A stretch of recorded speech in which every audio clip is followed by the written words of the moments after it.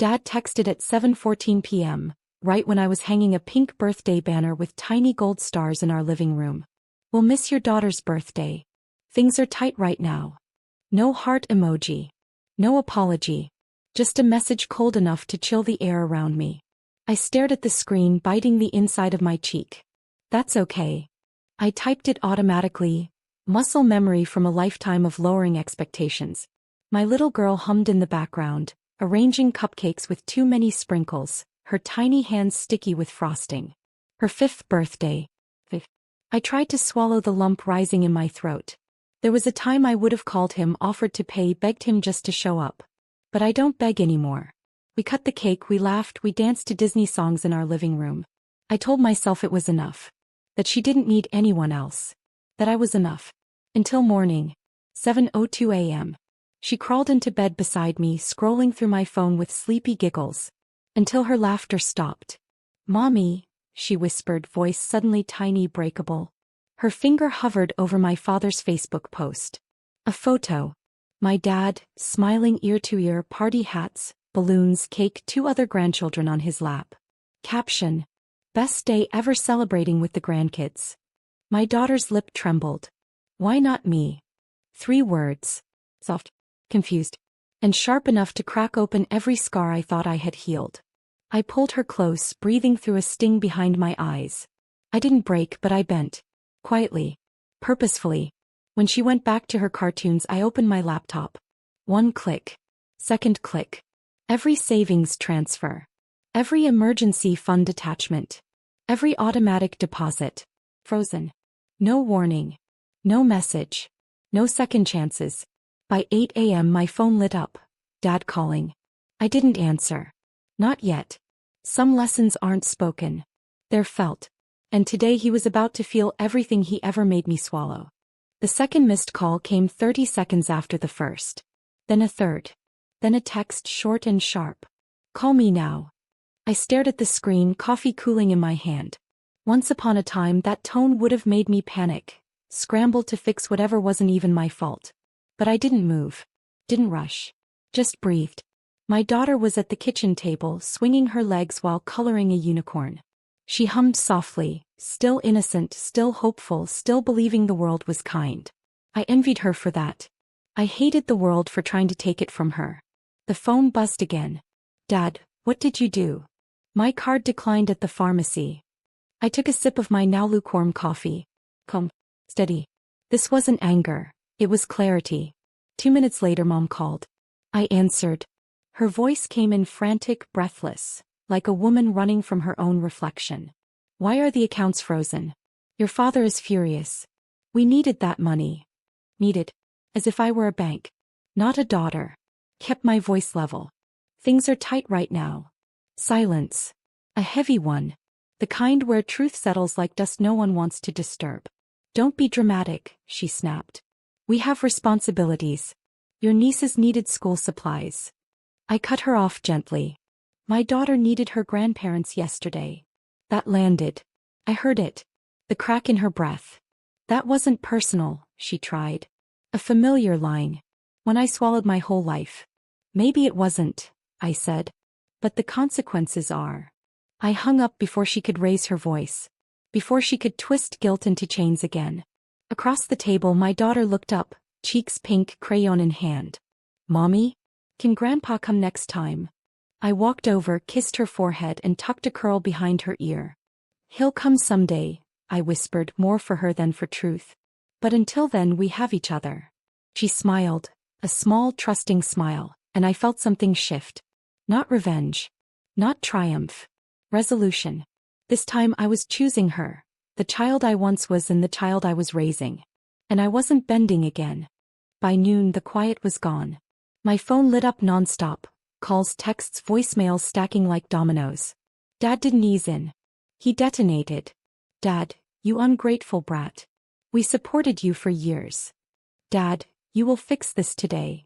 Dad, family is family. Act like it. Funny thing? I scrolled through his messages from the last year. 1 birthday text. 2 generic holiday forwards. Nothing else. Family was only family when I paid for it. Meanwhile, my daughter was in the backyard chasing bubbles in the sun, squealing every time one popped on her nose. She didn't know her innocence had just been drafted into a war she never asked for. I stepped outside, sat on the patio steps, letting cold wood ground me. The phone buzzed again. Mom this time. Her voice carried that brittle sweetness she used when masking blame with concern. Why are you doing this to us, sweetheart? Your father is embarrassed. People will talk. It wasn't love. It was reputation. Mom, I said, soft but firm. You posted best day ever with the grandkids. Pause. Said. A flicker of defensiveness. You're overreacting. We didn't think she'd understand. I blinked slowly. She's 5. And she understood enough to ask why she wasn't loved. Silence again. Then Mom said the line I used to swallow. But not anymore. You know we can't be everywhere. No, I said, voice steady. You just choose where to be. And it's never with us. Her tone snapped sharp. You don't talk to your parents this way. I felt it then, not anger. Grief. Grief for the little girl inside me who waited at windows for grandparents who never came. For the adult who kept giving chances to people who never deserved one. No, I whispered. Not anymore. I hung up. Not in rage. In release. Inside, my daughter called, voice bright. Mommy, come blow bubbles with me. And I did. Because that call mattered. He mattered. And maybe, just maybe, it was my turn to choose where I showed up to. By evening, I'd learned something funny about people who take you for granted. They don't panic when you're hurting. They panic when their comfort is disrupted.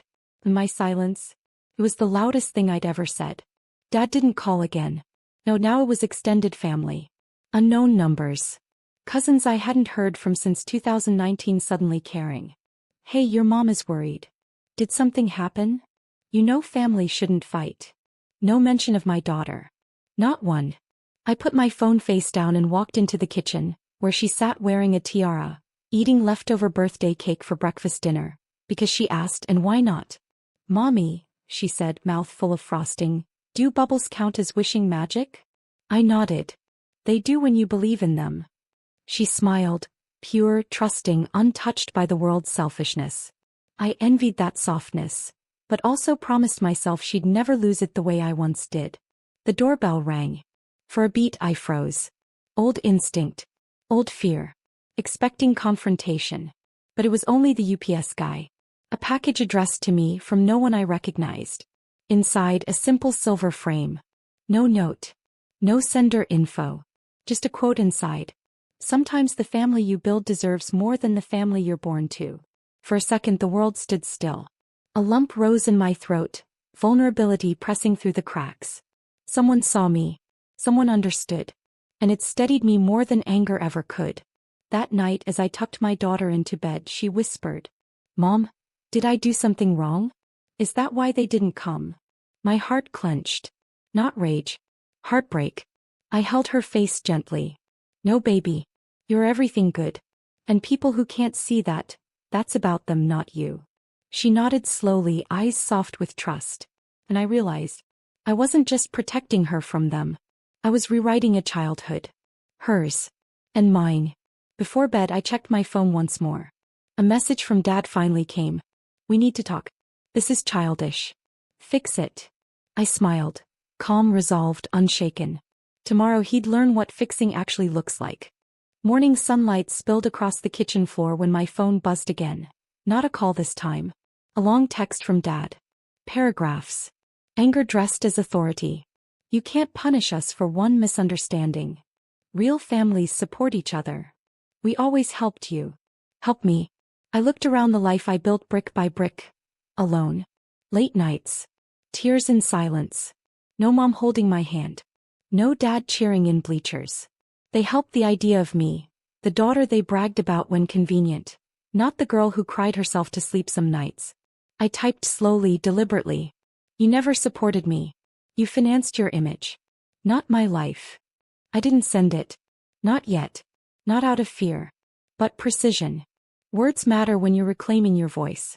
While my daughter colored unicorns at the table, I brewed coffee and felt a different kind of strength settle into my bones. Not rage. Not revenge. Awareness. The doorbell rang again, persistent this time. When I opened it, my aunt stood there breathless, clutching her purse like a shield. Sweetheart, you need to stop this.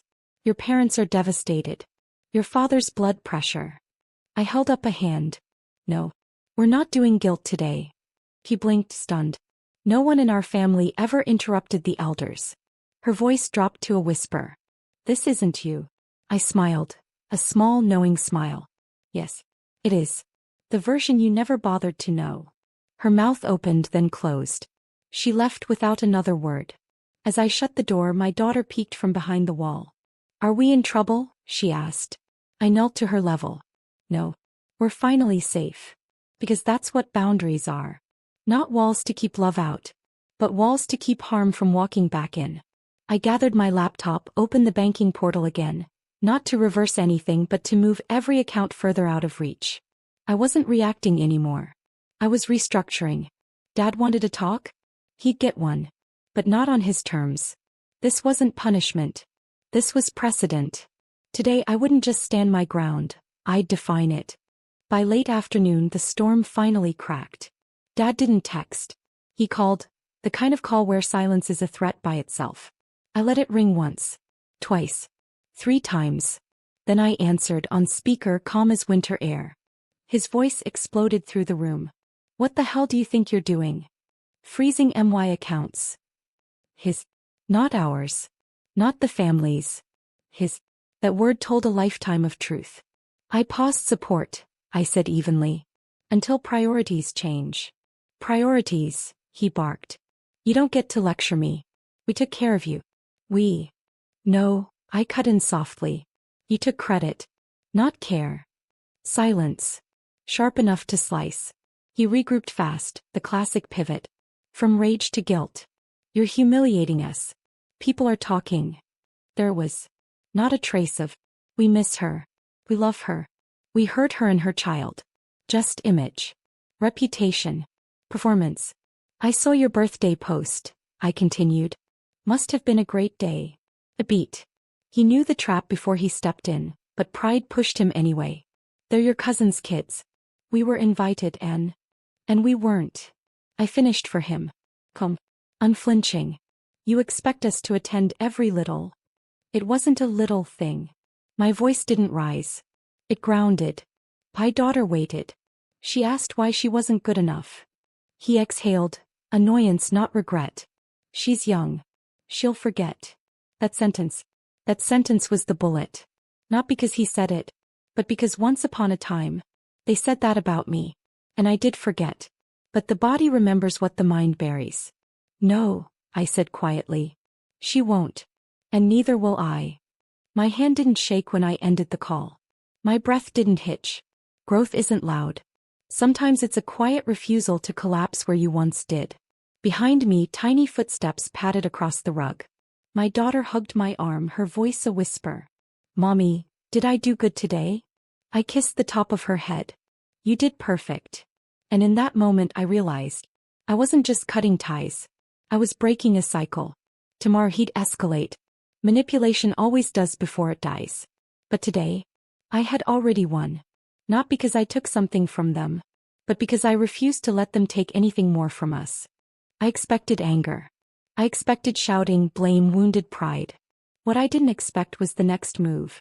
A message from my mother. Not a text. A voice memo. Her voice trembled, not with sadness but performance. Sweetheart, we're family. We made a mistake. But what you're doing, it's cruel. Cruel. Not the post that excluded my child. Not the years of selective love. Not the consistent reminders that someone else's children mattered more. Me. I was the villain now because I stopped funding the illusion. She continued. Your father is ill. The stress is hurting him. Is that what you want? The old me would have broken there. Would have rushed to fix everything, to carry guilt like it was my inheritance. But the new me sat still, spine straight, breathing steady.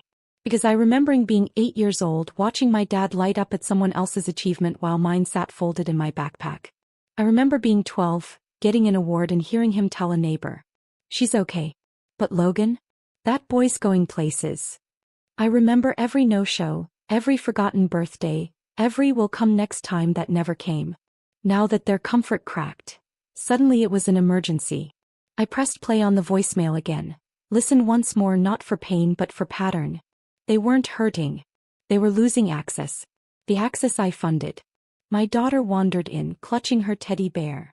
"Grandpa mad?" she asked, eyes wide. I knelt in front of her, brushing hair from her forehead. "No, baby. Grandpa's just learning." "Learning what?" she whispered. "That love isn't something you pick and choose. It's something you show up for." She nodded, a quiet acceptance only children can hold. And then she did something small. But it nearly broke me. She reached up, held my cheeks with her tiny hands and said, "I'm happy we have us. That's enough." I hugged her, breathing her softness in. For the first time in my life I believed it. I didn't need a dad to choose me anymore. I simply needed to choose her and myself. Tomorrow I'd respond. Not to fight, but to finish what should have ended years ago. Dad didn't call the next morning. He showed up, pounding on my door like the world owed him entry. I didn't rush. I didn't tremble. I opened the door slowly, and for the first time in my life he looked small. His face was red, breathing sharp. "Enough games. Fix the accounts. Now." No greeting. No apology. No, "How's my granddaughter?" Just entitlement wrapped in volume. My daughter peeked from behind my leg, clutching her stuffed unicorn. Dad pointed past me. "You're poisoning her against family." I stepped slightly forward, not hostile, just guarding.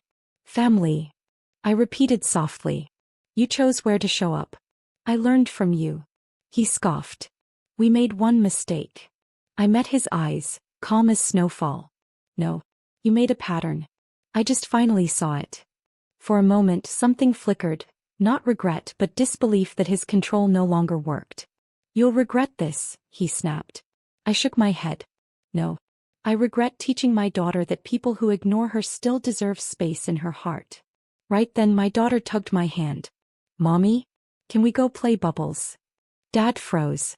The same child he overlooked, asking me for something simple. Pure. I turned back to him. "Dad, if one day you truly want to show up, not for money, not for obligation, for her, the door stays open." Pause. "But until then, access to me and to what I built stays shut." His jaw clenched. "What do I tell people?" And there was the root. Not love. Not loss. Appearance. "You tell them the truth," I said quietly. "That love needs presence. Not excuses." He blinked, slow, stunned, as I gently closed the door. No slamming. No rage. Just closure. Outside, silence. Inside, my daughter handed me the bubble wand. "We have us," she whispered again. "And that's enough." I watched bubbles float into sunlight. Fragile, beautiful, free. And realized something. I didn't cut them off out of anger. I just stopped letting them cut me. Revenge wasn't freezing their accounts. Revenge was teaching my daughter what love really looks like. And choosing peace over permission.